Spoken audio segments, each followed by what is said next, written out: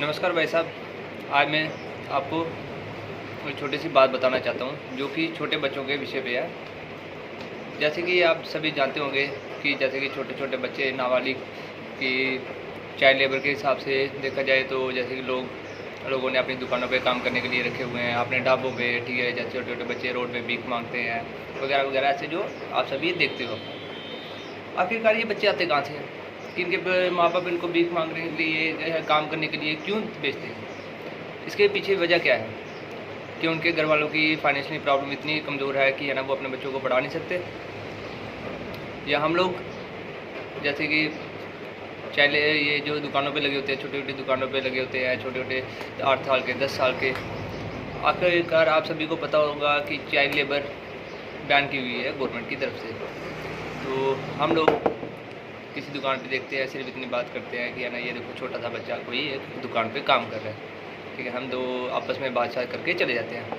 अगर हम उस दुकानदार को क्यों नहीं पूछते कि तूने ये छोटा सा बच्चा क्यों लगाया हुआ है, हम बच्चे से बात क्यों नहीं करते कि हाँ भाई तू यहाँ पे काम क्यों कर रहा है, तेरे घर पे क्या मजबूरी है कि तू पढ़ता लिखता क्यों नहीं है, तेरे घर वाले तुझे क्यों नहीं पढ़ा रहे? क्योंकि सिंपल सी छोटी सी बात है। वैसे लगा लो, अगर बाय द वे आपके कोई घर का कोई मेंबर हो, कोई सदस्य हो उसकी जगह, तो आप क्या करते? उसको पढ़ाते लिखाते। सही बात है ना, यही है ना, क्योंकि पढ़ाते लिखाते। अब देखो उसके घर वालों क्या पता क्या प्रॉब्लम चल रही है उसके घर पे, कि पैसे नहीं है, या उसके माँ बाप है कि नहीं है तो कहाँ पे हैं, ऐसा क्यों कर रहे हैं? हम लोगों ने एक छोटा सा कदम उठाने के लिए एक चीज़ करनी है। छोटे से बच्चे से उससे पहले बात कीजिए कि तू काम क्यों कर रहा है, उसको कोई प्रॉब्लम है, ठीक है, उसके घर में कोई प्रॉब्लम आ रही है, ठीक है, या माँ बाप उसके पढ़ा नहीं सकते। अगर पढ़ा नहीं सकते तो भाई इतना भाई उनसे माँ बाप से बात करते हैं। अगर भाई साहब आप नहीं पढ़ा सकते तो ना एक काम करते हैं, हम आपके बच्चे को पढ़ाने लिखाने का फ़र्ज़ हमारा रहा, हम उसको पढ़ाएंगे। लेकिन ठीक है, माँ बाप अगर ये चीज़ मानते हैं, एग्री करते हैं कि आप हमारे बच्चे को पढ़ाइए, ठीक है। अब है ना, कई कभी कभी दिमाग में आता है कि हम जैसे कई लोग चलते हैं, यार मैं क्यों पूछूँ, मेरे को क्या सिरदर्दी है, ठीक है, उनके बच्चे हैं वो खुद देख लेंगे, खुद हैंडल कर लेंगे, मुझे क्या लीडर बनने की क्या ज़रूरत है? ये देखो लोग पीछे हो गए। एक ने ऐसे बोला, एक को देख के दूसरे ऐसे बोल दिया। जैसे कोई अच्छा काम करने जा रहा है, ठीक है, बाय द वे, जैसे कि कोई यानी तो कोई पर्सन कोई भी, मैं चला गया किसी की मदद करने के लिए। मैं किसी मदद करने के लिए गया, मदद करने के लिए मैंने उसको पूछा कि हाँ भाई साहब है ना, आप यहाँ पे कैसे, आपकी उम्र कितनी है? उसने मेरे को बताया कि 10 साल उम्र है। 10 साल उम्र। मैंने कहा आप कैसे यहाँ पे काम क्यों कर रहे हो? कहता भाई साहब वैसे मैं पढ़ता नहीं हूँ, ठीक है, मैं पढ़ नहीं रहा हूँ, तो मेरे फिर घर वालों ने मेरे को यहाँ पे काम पे लगा लिया। मैंने कहा पढ़ क्यों नहीं रहे हो, वजह? कहता मैं ना 8 तक पढ़ा था, ठीक है, उसके आगे मेरा पढ़ने का मन नहीं करता। चलो, उसने अपनी टॉपिक खत्म कर दी, मेरा पढ़ने का मन नहीं करता। मन क्यों नहीं करता? मन तो हमारा भी नहीं करता था पढ़ने का, लेकिन घर वाले भेजते थे ना, मार के भेजते, चाहे जैसे मर्जी भेजते थे।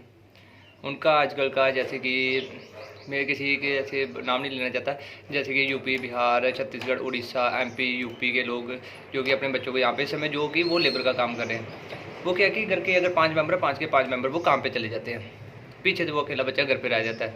एक है बच्चा, 2 है, 3 है, ठीक है, उनको घर पे सुबह से शाम तक देखने वाला कोई भी नहीं है। वो बच्चा स्कूल जा रहा है नहीं जा रहा है। मेन प्रॉब्लम आती है कि है ना, घर पे कोई एक आदमी सदस्य बच्चों को हैंडल करने के लिए होना चाहिए, चाहे वो उसकी बड़ी बहन हो, चाहे उसका वो बड़ा भाई हो, चाहे उसकी माँ हो, चाहे उसका बाप हो, ठीक है। और साथ में मेन बात आती है, अगर वो बच्चों को पढ़ा नहीं सकते, ठीक है, पढ़ा नहीं सकते, आप एक काम कीजिए, बच्चों को लीजिए गवर्नमेंट स्कूल में एडमिशन करवाइए, ठीक है। अगर आप है ना सामने नहीं कर सकते, आपको पास टाइम नहीं है, ठीक है, ऑर्गेनाइजेशनें चल रही हैं, गवर्नमेंट ने इतनी स्कीम्स निकाली हुई है, ठीक है। केवी स्कूल है, केवी स्कूल भी है ना बच्चों को देख के, ठीक है, वो भी है ना इन बच्चों को फ्री पढ़ाता है। जैसे किसी के घर में कोई मेडिकल प्रॉब्लम चल रही है, वो नहीं पढ़ा सकते, कोई बच्चे गरीब है, केवी स्कूल भी उनको फ्री पढ़ाता है। तो जैसे कि ऑर्गेनाइजेशन मैं कह रहा हूँ, एनजीओ, जैसे कि आजकल की बहुत सारी एनजीओ चल रही है, हर एक स्टेट में, मैक्सिमम हर एक स्टेट में एनजीओ हैं आज की डेट पे। तो इन चीज़ों को ना हमने रूल थोड़े देखना चाहिए कि है ना, हमारे देश में कितना गलत हो रहा है। ये देखो गलत है ना, देखे जो आज किसी के साथ हो रहा है, कल किसी के साथ भी हो सकता है। और मैं छोटे छोटे बच्चों की भीख की बात करता हूँ, जो भीख मांगते हैं रोड पे। बाय द वे,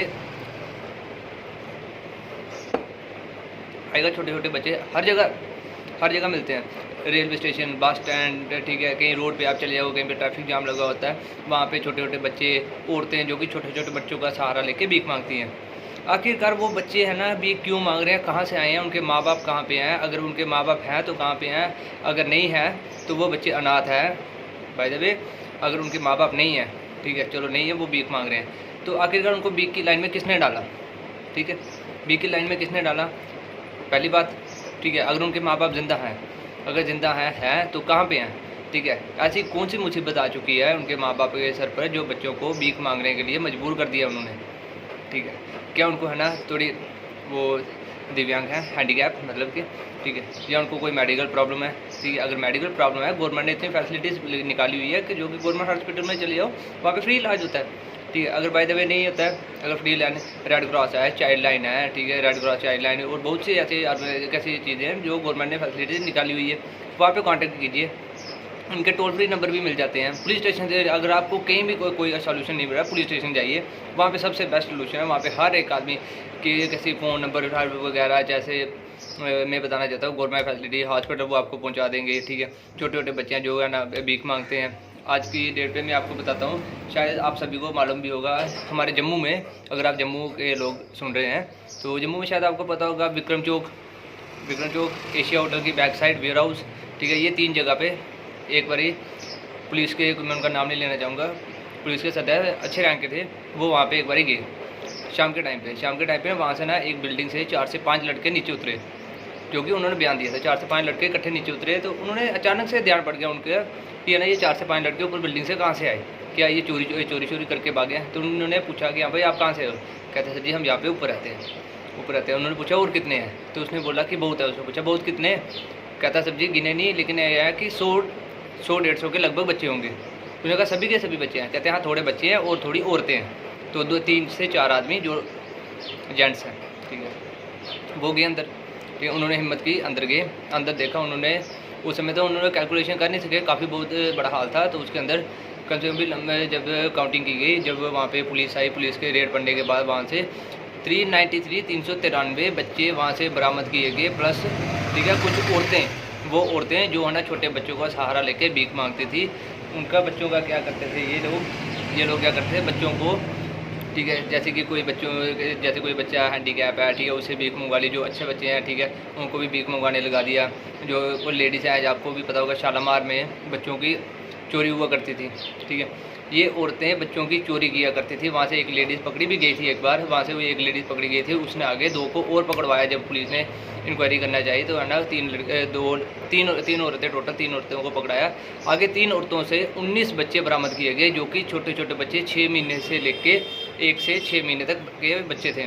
वो उन बच्चों का क्या करती थी, बच्चों को कि जिनको औलाद नहीं होती थी घर पे, उनको बेचती थी, और है ना उन बच्चों का सहारा लेके, जैसे कि कोई बच्चा अब ये खरीद नहीं रहा, उन बच्चों का सहारा लेके भीख मांगते थे। इनमें क्या है हमारी कमज़ोरी, हम जो लोग, ठीक है, रोड पे चलते हैं, लेडीज़ आए होते हैं, थोड़ी दया कर देते हैं कि चलो है ना पैसे दे देते हैं। हम लोगों ने एक मिशन संभालना है कि हम लोगों ने किसी को जब भी कोई भीख मांगने वाला आता है ना, हमने उसको भीख नहीं देनी है, ठीक है। भीख देते भी हो आप है ना उसको कुछ खाने वाली आइटम दे दो, ताकि, क्योंकि लोग, इंसान किसके लिए भीख मांगता है, अपने पेट के लिए, ठीक है, पेट भरने के लिए भाई तू रोटी खा ले, सिंपल सी बात है, रोटी खा, 1 दिन रोटी दोगे, 2 दिन दोगे, ठीक है, 3 दिन दोगे, जैसे ही अगर है ना 10 आदमी उसको मिला, 10 के 10 उसको रोटी देते रहेंगे ना, उसके दिमाग में क्या आएगा कि है ना मेरे को आजकल पैसे नहीं मिल रहे हैं या रोटी मिल रहा है, कोई और कुछ काम करते हैं। इससे क्या होता है, थोड़ा सा उसका दिमाग थोड़ा चेंज होना शुरू हो जाता है, वो सोचता है कुछ और करते हैं। और जैसे कि हमें है ना वो लेडीज़ मिलती हैं, जैसे बच्चों का सहारा लेते, क्या आपको पक्का पता है कि वो बच्चा उसी का है? कभी कभार आप कभी गौर से देखना है ना, कैसे लेडीज़ की शक्ल देखना, जो लेडीज़ औरतें होती हैं जो भीख मांगती हैं, बच्चों की शक्ल पे देखना, और है ना उनकी शक्ल देखना कि आपस में इन दोनों की शक्ल मिलती है। हमारे घर वालों ने जो आज तक हमने देखा भी हुआ, मैक्सिमम सभी को शायद पता भी होगा कि बच्चों की शक्ल मैक्सिमम माँ बाप पे जाती है।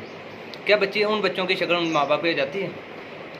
कभी कभार बच्चे ना कुछ ऐसे दलालों के चक्कर में फंस जाते हैं, वो उनको, जैसे कि लोग है ना बच्चे 3 से 4 मिसिंग हो जाते हैं, वो दलाल क्या करते हैं उनको उठा के अपने पास रख लेते हैं, उनसे भीख मंगवाते हैं।